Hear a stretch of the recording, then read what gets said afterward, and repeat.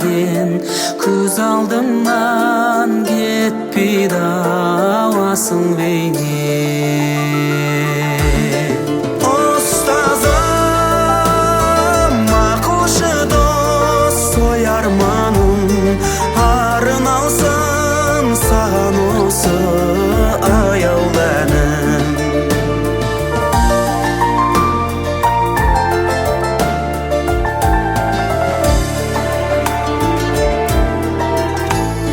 Күтеді біздерді үміт алдан, ұстазым мен сені ұмыта алман.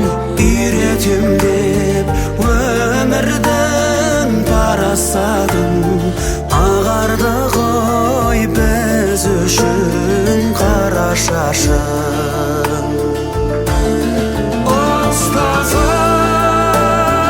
ақылшы дос, ой арманым арын алсам саған осы аяулы әнім. Ұстазым,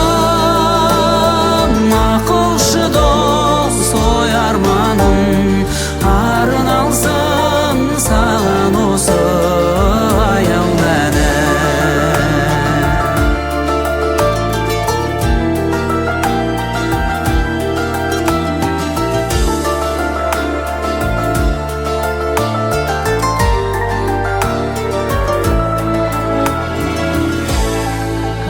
Ұстазым, ақылшы дос, ой арманым арын алсам саған осы аяулы әнім. Ұстазым, ақылшы дос, ой арманым арын алсын саған осы аяулы әнім. Арын алсын саған осы аяулы әнім.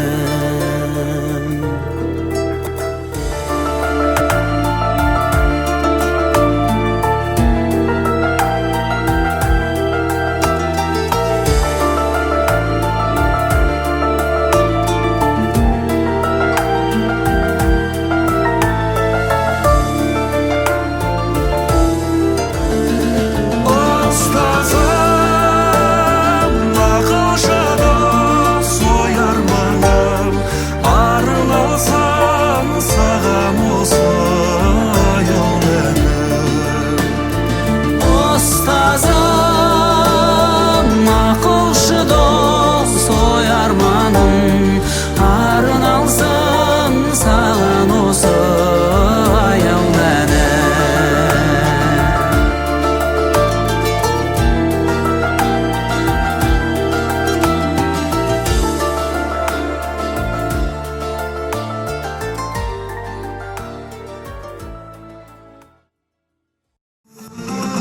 Даланың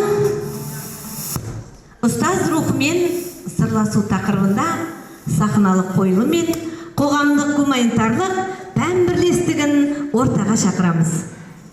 Қанипа Омарғалиқызы ұлттық рух пен ұлттық ұғымға жүрегімен ғашық адам. Ондай адамның ұстаз болмауы мүмкін емес. Ол ұлт қызы, ұстаздық болмысымен қалдырған мұралары әрбір жас ұрпақтың бағдаршамына айналуы тиіс. Канипа Омаргалиевна – это человек, всем сердцем влюбленный в свой родной народ. Такой человек не мог не стать учителем. Она дочь казахского народа. Наследие, оставленное великим учителем, должно стать образцом для всего молодого поколения. Канипа Омаргалиевна is a lover of the national spirit and national notion. Such a person cannot be a known teacher. The personality of she is the daughter of the nation, the personality of the teacher and the legacy that she has left. She should become a light of the future generation.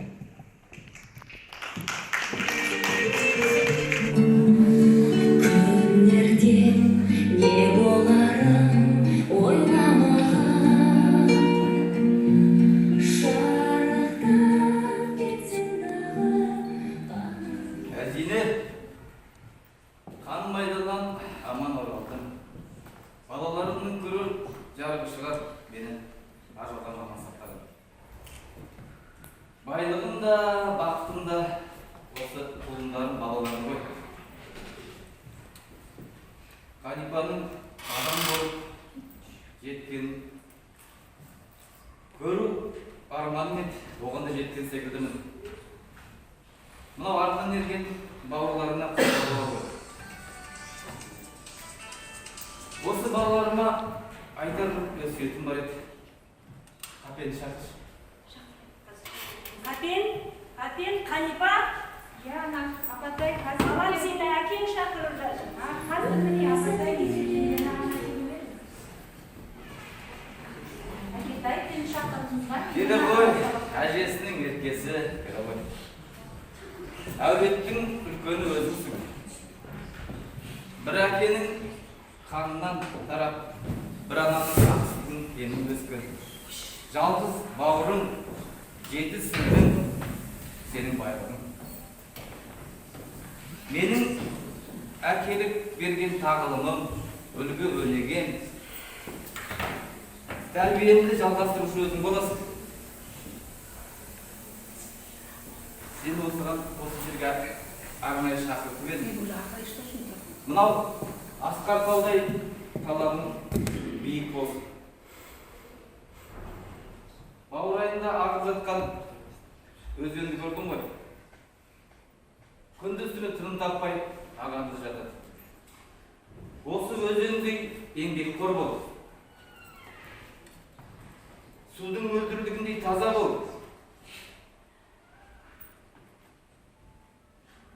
Өктерінде қалып жүрген қыранды байқадың ба?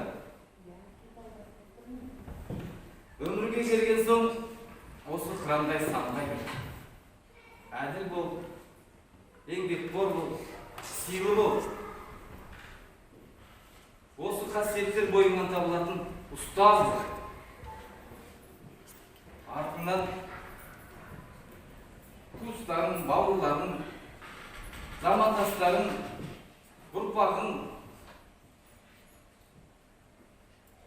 халқың еске алып, есіміңді ұмыттырмайтын, мақтаныш ететін.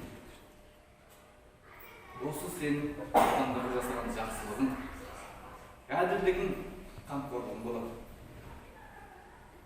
Міне осыны есіңе сақтап, алдыңа мақсат етіп ойла.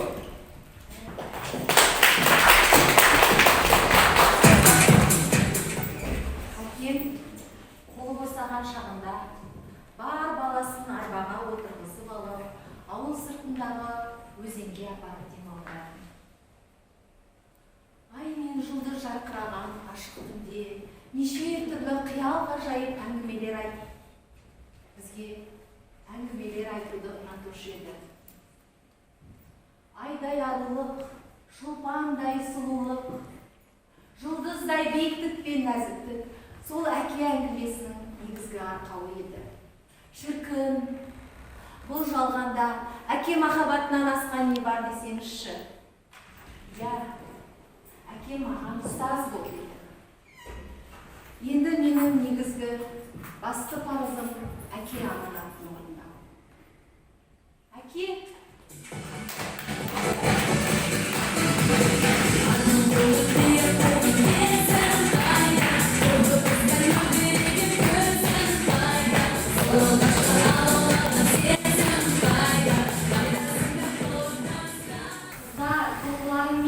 мен сондай қуаныштымын, барлықтарыңды құттықтаймын. Міне бүгінгі күнге де жеттік, диплом алдым. Сондай қуанышым бойыма сыймай тұр. Қыздар, мен шынымен де сене алмаймын. Диплом қолда, не істейміз, қайда барамыз? Мен өзім оқуымды жалғастырып, ары қарай аспирантураға түсуге армандаймын. Мен де ойым сол, оқуымды жалғастырып, оның кіргеннен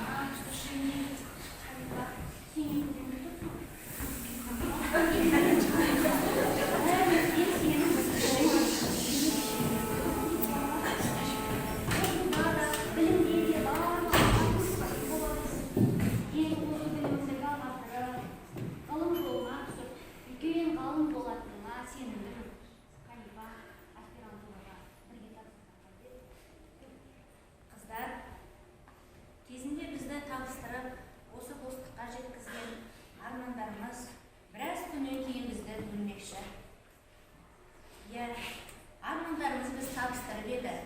Бірақ ойлаңдаршы, достық үшін ең бастысы үнемі бірге жүру шарт па? Мен олай ойламаймын. Біздің достық мына жүрегімізде, мына ой санамызда бекімек. Олай болса, біздің достығымыз үнемі үзілмейді деп ойлаймын. Достық үшін ең бастысы, сол достықты қадірлей білсек, сақтай білсек, ең бастысы сол деп ойлаймын. Ал енді ғылым жолы кімді қызықтырмайды дейсіңдер қыздар. Бірақ отбасы жағдайыма байланысты мен ауылыма барып ұстаз болуыма тура келеді. Қыздар, сондықтан сендер өздерінің естеліктеріңді қалдырсын деп, естелік жазып кетсін деп мен альбомды ала келдім. Өзім де біраз жазғаным бар еді, кішкене оқып берсем қайтеді қыздар. Осы альбом арқылы сендердің маған деген пікірлерім, тіпті ескертулерім арқылы келешекте өмірдің сан қилы тараптарында жүргенімде бойыма қуат, сезіміме сабыр, ақылыма ақыл қосылар деп сендерді сендірмекшімін. Осы альбомның өздеріңе арнаған ақ парақтары мен сендерге деген кіршіксіз ақ көңілім, ниетім, достық сезімім деп білесіңдер. Ал сендердің осында жазып отырған ескерткіштеріңнен мен болашақта өзімнің сендердің жүректеріңнен алатын орнымды білетін боламын деп ойлаймын қыздар. Жан дүниемді тербетіп жібердің ғой, Қанипа. Қане берші, мен бірінші жазайыншы. Қалай, қандай тамаша жазғансың. Сол альбом нағыз бізге арналған ғой. Мен де толтыруға асық болып тұрмын. Бірінші мен жазайыншы. Қыздар, жазайықтарыңыз. Сыр ақтағай қыздар. Ұстаз бол дейтін аудала, ұстаз бол дейтін айнала, маза бермейтін қайдада. Атаның бата сөз еді, бір кереметті сезеді. Сапарға мұны бастаған, қат-қабат, том-том біліммен мейірім тұнған кез еді, көз еді.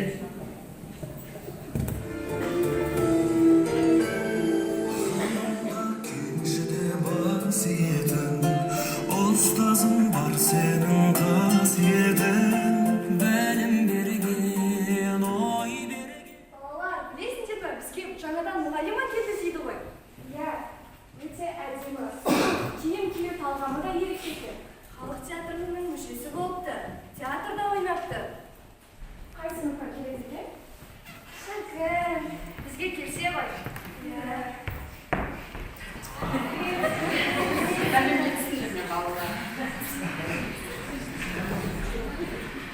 45 жыл, 5 жылсыз жарты ғасыр. Сәби кезімнен армандаған бұл мамандық мені алға жетеледі. Ол мамандық менің бағым, бақытым, асыл арманыма жеттім. Бұл мамандық мені асқақтық пен өршілдікті, жігер мен батылдықты үйретті. Мен осы 45 минуттарда шәкірттеріме асыл сөзімнен